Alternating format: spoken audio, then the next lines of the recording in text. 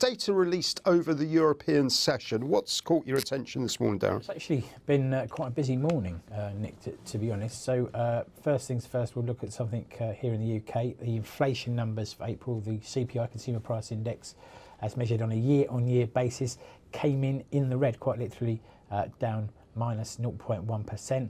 Expectation had been for a reading of 0, which we've seen for the prior 2 months.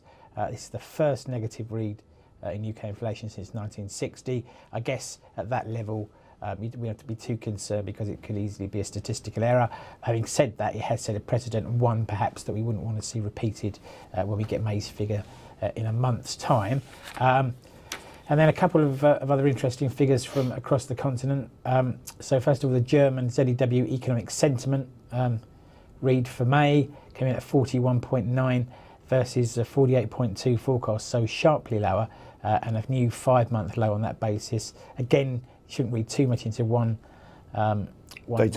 Nonetheless, though, it's another sort of negative tone coming out of the Eurozone where we had got used to have hit to positive numbers and positive reads coming through.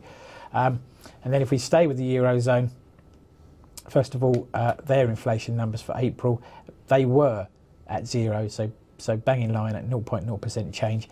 It does depend how you dice these things. Just as an example, if you took out tobacco from those figures, then the figure was negative. So right. There's various other positive figures, and the Eurozone itself looks at, well, the bank looks at HICP, which is another measure of inflation. But nonetheless, a flat inflation scenario in the Eurozone on that measure.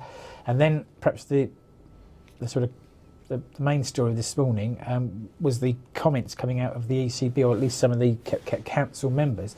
And ECB's Kerr spooked the euro. I think that's the only phrase to use, with his comments on QE and interest rates. And what he basically said was that the ECB would, I thought rather sensibly, look to front load their bond buying over the summer months by being more active throughout May and June in anticipation of a drop-off in bond liquidity in July and August. And that sounds pretty sensible to old-timers like us. Absolutely, but that seemed to spook the market. Obviously, euro collapsed, didn't it? It very, very sharply too.